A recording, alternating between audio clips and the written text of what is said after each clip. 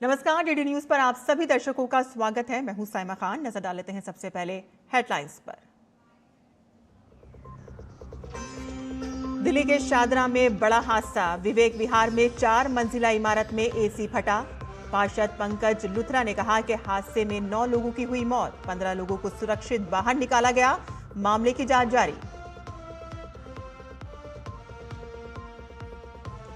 पश्चिम बंगाल में ईवीएम से छेड़छाड़ और बूथ कैप्चरिंग की मिली शिकायतों के बाद फलता विधानसभा सीट पर मतदान रद्द।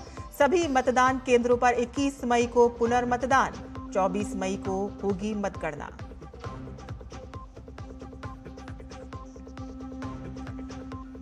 विदेश मंत्री डॉक्टर एस जयशंकर की 3 दिवसीय विदेश यात्रा। पहले पड़ाव में पहुंचे जमैका। यहां व्यापारिक समुदाय और भारतीय प्रवासियों से मिलने को उत्सुक।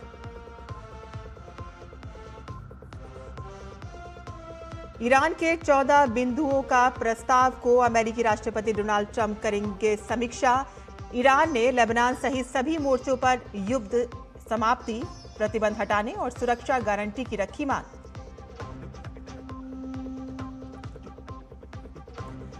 और वर्ल्ड एथलेटिक्स रिले में भारतीय पुरुष टीम का शानदार प्रदर्शन। पुरुषों के 400 मीटर टीम का सीजन बेस्ट प्रदर्शन। भारत चौथे स्थान पर और फाइनल से चूका।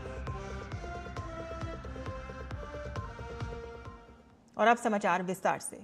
दिल्ली के शादरा के विवेक विहार इलाके में आज सुबह एसी फटने की वजह से एक रिहायशी इमारत में भीषण आग लग गई।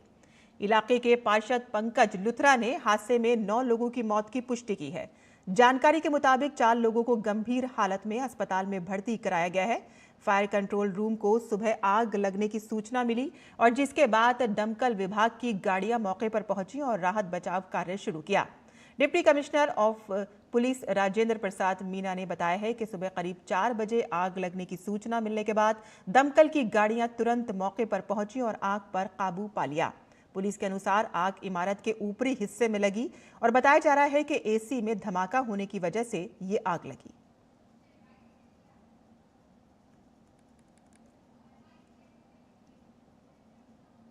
सेकंड फ्लोर पे एक बैक साइड पे 5 बॉडी करी हैं, जो कि बिल्कुल पहचानने में भी नहीं आ रही कि लेडीज है या जेंट्स है।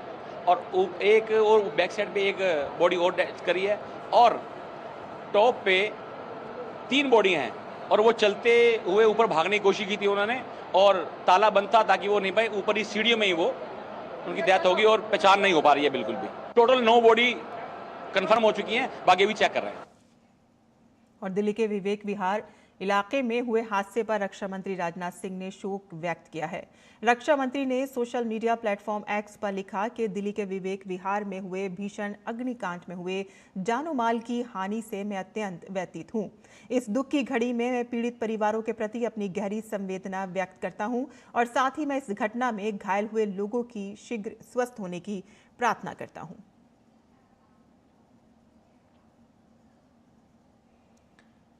और दिल्ली के विवेक विहार अग्निकांड मामले में 9 लोगों की अपनी जान गंवा दी है और इस दर्दनाक हादसे पर दिल्ली के लेफ्टिनेंट गवर्नर ने संवेदना व्यक्त करते हुए सोशल मीडिया प्लेटफॉर्म पर लिखा कि विवेक विहार में हुई भीषण अग्निकांड से मैं अत्यंत व्यथित हूं।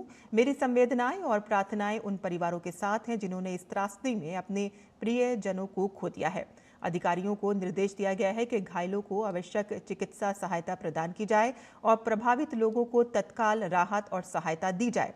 दिल्ली अग्निशमन सेवा के कर्मी और आपातकालीन दल स्थिति को संभालने के लिए अथक प्रयास कर रहे हैं। मैं घायलों के शीघ्र स्वस्थ होने और शोक संतप्त परिवारों को इस कठिन समय में शक्ति प्रदान करने की प्रार्थना करता हूं। दिल्ली के विवेक विहार की 4 मंजिला इमारत में आग सुबह एसी ब्लास्ट की वजह से भीषण आग लग गई और इस घटना में एक 1.5 साल के मासूम समेत 9 लोगों की मौत हो गई है। मौके पर मौजूद हमारे संवाददाता मोहित शुक्ला ने घटना का जायजा लिया और चश्मदीदों से बातचीत की। आज 3 मई इतवार का दिन है और आज की सुबह राजधानी दिल्ली वालों के लिए एक दुखद खबर लेकर आई है। दिल्ली के विवेक विहार इलाके में जहां पर मेरी मौजूदगी है, इसी 4 मंजिला इमारत में आज सुबह लगभग 4 बजे एसी फटने से आग लगती है, जिसके बाद यहां पर 8 परिवार जो इस बिल्डिंग में रहते थे वो मौके पर फंस गए। हालांकि उसमें से 1 से 2 परिवार यहां से सुरक्षित बाहर निकलने में कामयाब हो गए, जिसके बाद इस घटना के फलस्वरूप आप समझिए कि 9 लोगों की अब तक मौत हो चुकी है। 10 से 15 लोगों को सुरक्षित वापस बाहर निकाला जा चुका है। मौके पर फायर फाइटिंग के तमाम अधिकारी, दिल्ली दमकल विभाग के तमाम अधिकारी मौके पर हैं। आग बुझाने का काम किया जा रहा है। हमारे साथ चश्मदीद हैं, उनसे जानना चाहेंगे ये दुख, ये खबर इसको बताते हुए है और हर एक आंख नम है। आपके रिलेटिव हैं नवीन जी और तमाम घर के लोग, उस समय कैसा मंजर था, क्या कुछ आपको यहाँ जानकारी मिल पाई? देखो जी, मुझे इतना नहीं पता। मुझे तो इतना पता यहाँ आने के बाद कि भाई सिचुएशन ऐसा लग रहा था कि अंदर कोई बच नहीं पाया। जो बच गए थे उन्हें ले गए थे। तो बस हमें तो इतना नहीं पता चल पाया कि आग बहुत लेट तक बुझी है। मैं यहाँ तक समझता हूँ 8:15 तक लास्ट आग बुझी है। आपके ये कौन है? रिलेटिव हैं, भतीजे हैं, कौन है? मेरा कज़न भाई है। यहाँ पर एक बच्चे की भी डेथ हुई है। टोटल कितनी डेथ हुई है? नो, एक छोटा 1.5 साल का बच्चा।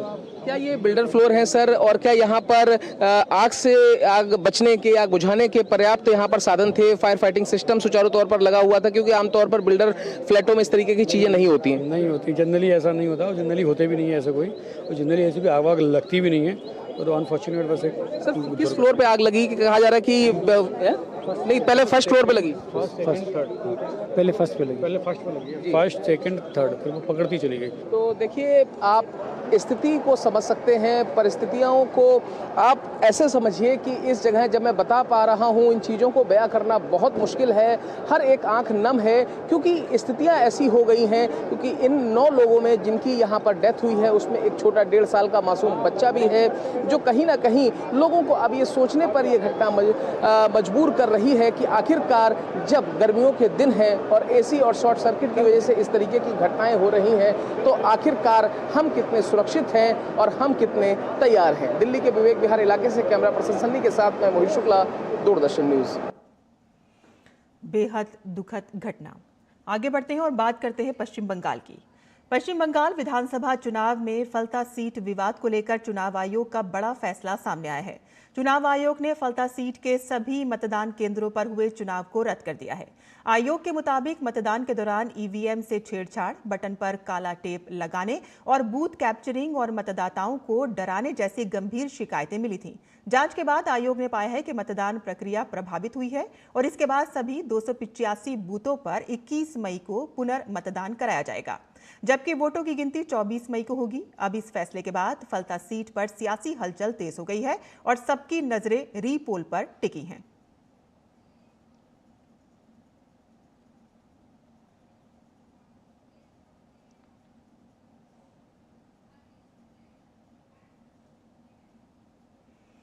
पश्चिम बंगाल विधानसभा चुनाव के लिए कल मतगणना होगी। 2 चरणों में हुए मतदान के बाद राज्य की फलता विधानसभा सीट को छोड़कर बाकी सभी सीटों पर वोटों की गिनती सुबह 8 बजे से ही शुरू हो जाएगी।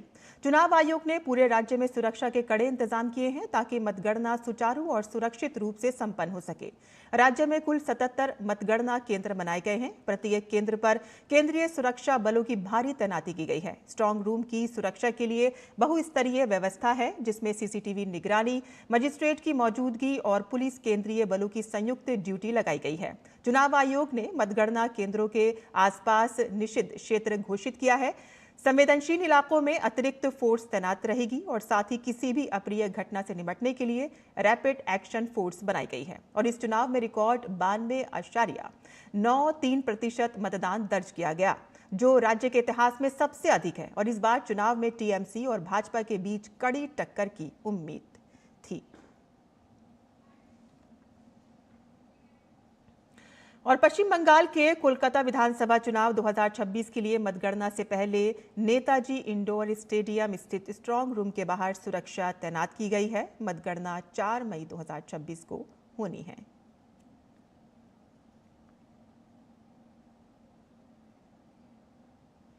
पश्चिम बंगाल के मणिकतल्ला विधानसभा क्षेत्र से भारतीय जनता पार्टी के उम्मीदवार तापस रॉय ने चुनावी माहौल के बीच टीएमसी पर गंभीर आरोप लगाए हैं। तापस रॉय ने फल्टा में हुई घटनाओं को लेकर चिंता जताते हुए कहा है कि इस तरह की घटनाएं लोकतंत्र के लिए ठीक नहीं है। तापस रॉय ने कहा है कि फल्टा में जो हुआ ऐसा होता है तभी तो डायमंड हार्बर में 7,11,000 वोटों से अभिषेक बनर्जी जीतते हैं। फल्टा में जो हुआ वह नहीं होना चाहिए। फिलहाल पश्चिम बंगाल में चुनावी सियासत अपने चरम पर है और आरोप प्रत्यारोप का दौर भी जारी है। फल्टा में जैसा हुआ ऐसा ही होता है, इसीलिए ही तो डायमंड हार्बर में 7,11,000 वोटों से जीतते हैं अभिषेक। और आज भी हुआ फल्टा में, जो होना नहीं चाहिए। वोट देने नहीं दिया। हिंदू गांव से निकल के हमारे माँ बहन लोग प्रतिवाद कर रहे थे। तमिलनाडु में कल सुबह 8 बजे से मतगणना शुरू होने जा रही है और जिसके लिए 62 काउंटिंग सेंटर बनाए गए हैं। मतगणना प्रक्रिया को सुचारू रूप से संचालित करने के लिए कुल 10,545 कर्मियों के साथ 4,624 माइक्रो ऑब्जर्वर तैनात किए गए हैं। हर विधानसभा क्षेत्र पर एक यानी कि कुल मिलाकर 234 काउंटिंग ऑब्जर्वर पूरी प्रक्रिया की कड़ी निगरानी करेंगे ताकि चुनाव आयोग के निर्देशों का सख्ती से पालन सुनिश्चित हो सके। सुरक्षा के लिहाज से हर कर्मचारी को QR कोड आधारित फोटो पहचान पत्र जारी किया गया है, जिससे किसी तरह की गड़बड़ी की संभावना को रोका जा सके। मतगणना केंद्रों के चारों ओर 100 मीटर का सुरक्षा घेरा बनाया गया है, जहां केंद्रीय सशस्त्र पुलिस बल और राज्य पुलिस की तैनाती की गई है। स्थानीय पुलिस और राज्य सशस्त्र पुलिस की अतिरिक्त सुरक्षा व्यवस्था को और मजबूत करने के लिए केंद्रीय सशस्त्र पुलिस बल CAPF की 65 कंपनियों को मतगणना केंद्रों पर तैनात किया गया है। इलेक्ट्रॉनिक्स वोटिंग मशीनें यानी कि EVM में दर्ज वोटों की गिनती के लिए 234 मतगणना कक्षाओं की व्यवस्था की गई है। डाक मतपत्रों और इलेक्ट्रॉनिक रूम से प्रेषित डाक मतपत्रों ETPB के गिनती के लिए उसी स्थान पर अतिरिक्त 240 कक्ष निर्धारित किए गए हैं। मतगणना का कार्य रिटर्निंग ऑफिसर RO द्वारा सहायक रिटर्निंग ऑफिसर ARO की सहायता से किया जाएगा। मतगणना कार्य के लिए कुल 10,545 मतगणना कर्मियों को तैनात किया गया है, जिन्हें मतगणना प्रक्रिया की पारदर्शिता और निष्पक्षता सुनिश्चित करने के लिए 4,624 सूक्ष्म पर्यवेक्षकों का सहयोग प्राप्त होगा। मतगणना सुबह 8 बजे से डाक मतपत्रों की गिनती के साथ शुरू होगी और उसके बाद सुबह 8:30 बजे EVM की गिनती शुरू हो जाएगी। भारत के विदेश मंत्री डॉक्टर एस जयशंकर 2 से 10 मई 2026 तक जमैका, सूरीनाम और त्रिनिदाद एवं टोबैगो की आधिकारिक दौरे पर हैं और इस दौरान वे तीनों देशों के शीर्ष नेतृत्व से मुलाकात कर द्विपक्षीय और वैश्विक मुद्दों पर चर्चा करेंगे। और इन देशों में बसे गिरमिटिया समुदाय के कारण भारत के साथ इनके ऐतिहासिक और सांस्कृतिक संबंध विशेष महत्व रखते हैं। दौरे की शुरुआत में विदेश मंत्री डॉक्टर एस जयशंकर किंगस्टन पहुंचकर सोशल मीडिया प्लेटफॉर्म X पर उन्होंने ट्वीट कर बताया कि यहां पहुंचकर मुझे बहुत खुशी हो रही है। विदेश मंत्री कमिज स्मिथ द्वारा किए गए स्वागत से अभिभूत हूं। तो वहीं अगले 2 दिनों में जमैका के नेतृत्व, व्यापार समुदाय और भारतीय प्रवासी समुदाय के सदस्यों के साथ बातचीत करने के लिए उत्सुक हूं।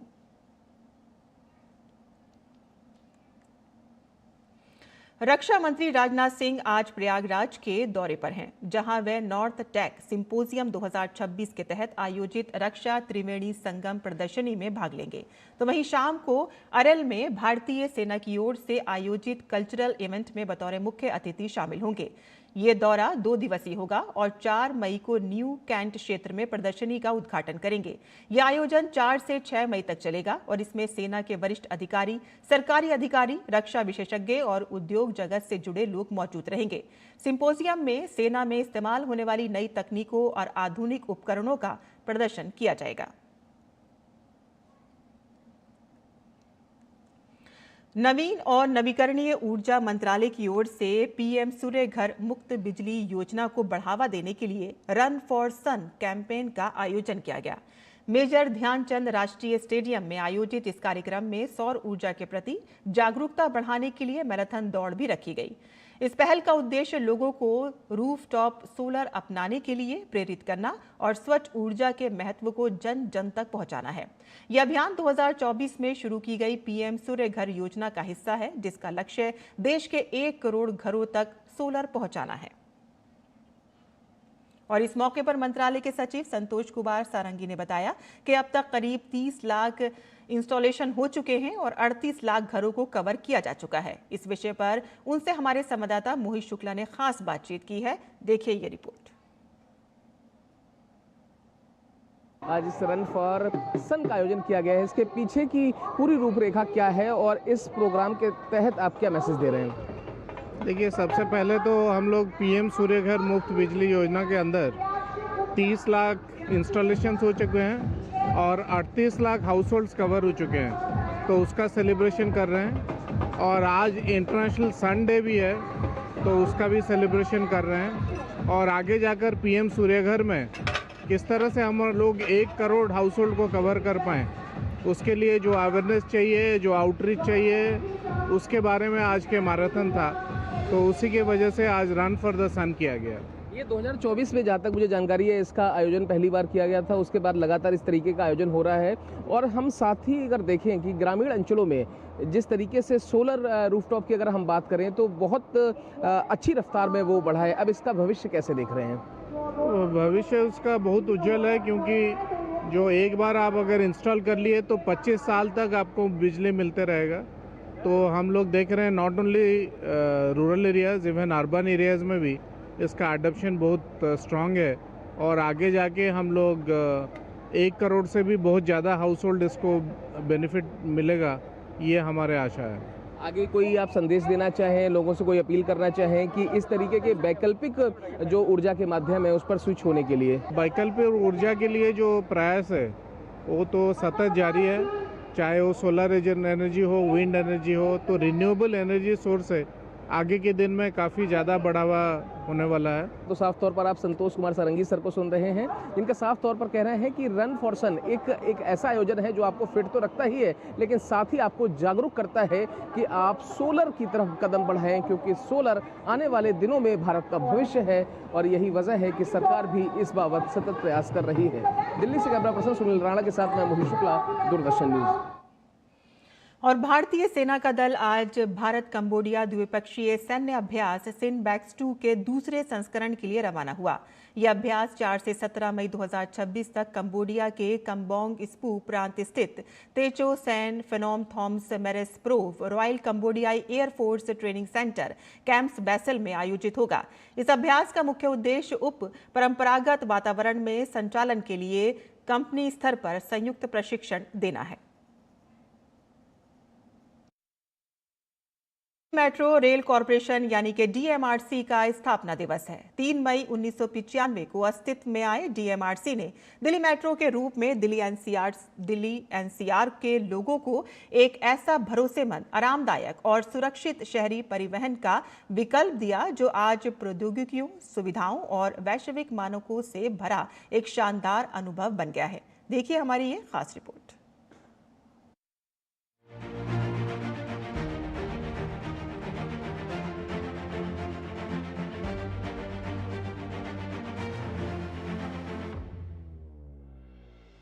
तेज गति और कनेक्टिविटी, स्वच्छता और सुरक्षा, आधुनिक तकनीक और पर्यावरण के अनुकूल होने के साथ ही समयबद्धता और विश्वसनीयता ने जिस मेट्रो को वर्ल्ड क्लास मेट्रो बना दिया, उसका नाम है दिल्ली मेट्रो।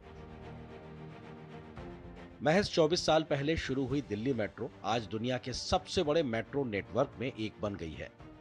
इसका प्रमाण है दिल्ली मेट्रो की तेज गति और अत्याधुनिक तरीके से विस्तार।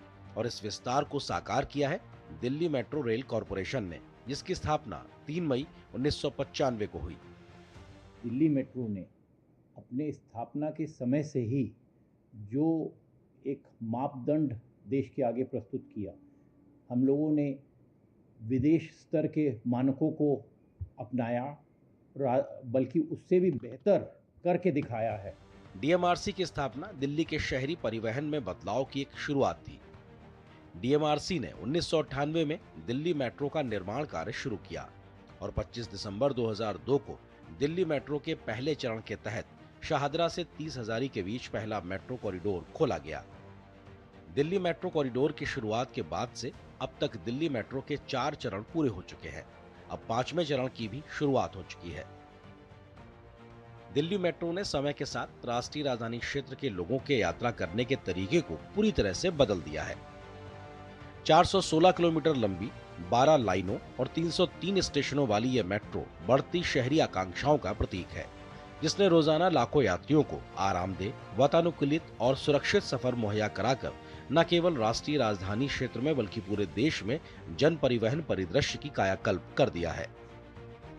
दिल्ली मेट्रो ने शुरू से ही सेफ्टी को प्रमुख माना है और पंक्चुअलिटी और रिलायबिलिटी को, तो जिससे कि अब किसी पैसेंजर को पता है अगर वो आ रहा है कि अगर दिल्ली मेट्रो पकड़ेगा तो वो टाइम पे पहुंचेगा। वर्तमान में दिल्ली मेट्रो में 2368 कोचों के साथ 343 ट्रेनें संचालित करता है और रोजाना करीब 4508 ट्रेन ट्रिप्स चलाता है, जो प्रतिदिन करीब 1,40,112 किलोमीटर की दूरी तय करती है। दिल्ली मेट्रो के विशाल नेटवर्क में वर्ष 2025 में लगभग 235.8 करोड़ यात्रियों ने सफर किया, यानी प्रतिदिन औसतन करीब 64,60,000 यात्रियों ने मेट्रो में सफर का आनंद लिया। स्टेशनों और ट्रेनों के उच्च स्तर की स्वच्छता, सीसीटीवी निगरानी और समर्पित महिला कोच दिल्ली मेट्रो में सुरक्षा और आराम सुनिश्चित करते हैं। दिल्ली मेट्रो दुनिया की पहली ऐसी रेल आधारित प्रणाली है जिसे ग्रीन हाउस गैस उत्सर्जन को कम करने के लिए संयुक्त राष्ट्र से कार्बन क्रेडिट प्राप्त हुआ है। दिल्ली मेट्रो के लिए बहुत ही गर्व की बात है कि संयुक्त राष्ट्र संघ से हम लोगों को कार्बन क्रेडिट मिले हैं और पहली रेल बेस्ड प्रणाली है जिसको ऐसे ही कार्बन क्रेडिट्स मिले हैं। डीएमआरसी ने दिल्ली मेट्रो के सुनहरे सफर की कहानी को संजोने के मकसद से 2009 में एक अनूठे संग्रहालय की शुरुआत की, जो आज एक बड़े संग्रहालय का रूप ले चुका है। इस संग्रहालय में दिल्ली मेट्रो के इतिहास और विकास की कहानियों से रूबरू होने का अवसर मिलता है। भारत आज अमेरिका और चीन के बाद दुनिया का तीसरा सबसे बड़ा मेट्रो नेटवर्क वाला देश बन चुका है और इसमें दिल्ली मेट्रो का सबसे बड़ा हिस्सा है। दिल्ली मेट्रो दिल्ली वासियों को एक आरामदायक सार्वजनिक परिवहन विकल्प प्रदान करने के अलावा प्रदूषण को नियंत्रित करने और सड़कों पर वाहनों की भीड़-भाड़ को कम करने में भी महत्वपूर्ण योगदान दे रही है। दिल्ली मेट्रो की हाई फ्रीक्वेंसी और विश्वसनीय सेवा इसे न सिर्फ दुनिया के सबसे बेहतरीन मेट्रो सिस्टम में एक बना दिया है, बल्कि इसने इसे राष्ट्रीय राजधानी क्षेत्र की लाइफलाइन भी बना दिया है। Bureau report, DD news. और अब बात अंतर्राष्ट्रीय खबरों की। मध्य पूर्व में जारी तनाव के बीच ईरान अब होर्मुज जल डमरू मध्य को लेकर नया कानून लाने की तैयारी में है। ईरानी संसद के उपाध्यक्ष हमीद रेजा हाजी बाबाई ने संकेत दिया है कि प्रस्तावित कानून के तहत इजराइल से जुड़े जहाजों के इस अहम समुद्री मार्ग से गुजरने पर रोक लगाई जा सकती है। उन्होंने कहा कि इस प्रस्ताव में दुश्मन देशों के जहाजों के लिए कड़े प्रावधान शामिल किए गए हैं। ऐसे जहाजों को जल डमरू मध्य से गुजरने के लिए युद्ध से जुड़े नुकसान की भरपाई करनी पड़ सकती है और इसके साथ ही अन्य देशों के जहाजों को भी ईरान से पूर्व अनुमति लेना अनिवार्य किया जा सकता है। हाजी बाबाई के मुताबिक युद्ध के बाद क्षेत्रीय हालात बदल चुके हैं और अब होर्मुज में जहाजों की आवाजाही पहले जैसी नहीं रहेगी। उनका कहना है कि यह कदम राष्ट्रीय सुरक्षा और रणनीतिक हितों को ध्यान में रखकर उठाया जा रहा है। अगर यह कानून लागू होता है तो इसका असर वैश्विक व्यापार, खास करके तेल और गैस आपूर्ति पर पड़ सकता है। वहीं ईरान के अमेरिका के सीज फायर प्रस्ताव को स्पष्ट रूप से खारिज कर दिया है और इसके बजाय ईरान ने युद्ध के स्थायी समाधान पर जोर देते हुए 14 पॉइंट का विस्तृत प्लान अमेरिका को सौंपा है। ईरानी पक्ष का कहना है कि वह अस्थायी सीज फायर नहीं बल्कि युद्ध का पूर्ण और स्थायी अंत चाहता है। ईरान ने कहा है कि बार बार युद्ध रोकने और फिर शुरू करने से कोई स्थायी हल नहीं निकलेगा। ऐसे में बातचीत का मुख्य फोकस युद्ध को पूरी तरह से खत्म करने पर होना चाहिए। ईरान ने अमेरिका के 2 महीने के सीज फायर प्रस्ताव को ठुकराते हुए 30 दिनों के अंदर सभी मुद्दों के समाधान की बात कही है। तो वहीं ईरान के नए प्रस्ताव पर अमेरिकी राष्ट्रपति की प्रतिक्रिया भी सामने आई है। डोनाल्ड ट्रंप ने ईरान के नए प्रस्ताव पर कहा है कि हम नए ईरानी प्रस्ताव की समीक्षा कर रहे हैं। हालांकि उन्होंने साफ किया है कि मुझे नहीं लगता है कि ये स्वीकार्य होगा। ट्रंप ने आगे कहा कि उन्होंने मानवता और दुनिया के साथ जो किया उसकी अब तक पर्याप्त कीमत नहीं चुकाई है। और इजराइल के तेल अवीव शहर में शनिवार को देर रात सैकड़ों लोगों ने प्रधानमंत्री बेंजामिन नेतन्याहू की सरकार के खिलाफ जोरदार प्रदर्शन किया। प्रदर्शनकारियों ने सरकार की नीतियों और लगातार चल रहे सैन्य संघर्षों के विस्तार पर नाराजगी जताई। प्रदर्शन के दौरान लोगों ने कहा कि देश लगातार युद्ध, बमबारी और विनाश की स्थिति में फंसा हुआ है और युद्ध के अंतर्राष्ट्रीय नियमों की अनदेखी की जा रही है। ये विरोध ऐसे समय में हुआ है कि जब ईरान के साथ संघर्ष विराम को लेकर तनाव बना हुआ है, तो वहीं दूसरी ओर इजराइल और हिजबुल्लाह के बीच लड़ाई भी जारी है। हालांकि अमेरिका की मध्यस्थता में 16 अप्रैल को लागू हुआ एक अलग संघर्ष विराम अब मध्य मई तक बढ़ा दिया गया है। मध्य पूर्व में बढ़ते तनाव और लगातार जारी संघर्ष के बीच क्षेत्रीय स्थिति बेहद संवेदनशील बनी हुई है।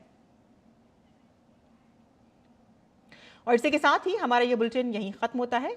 आप देखते रहिए डीडी न्यूज़। नमस्कार।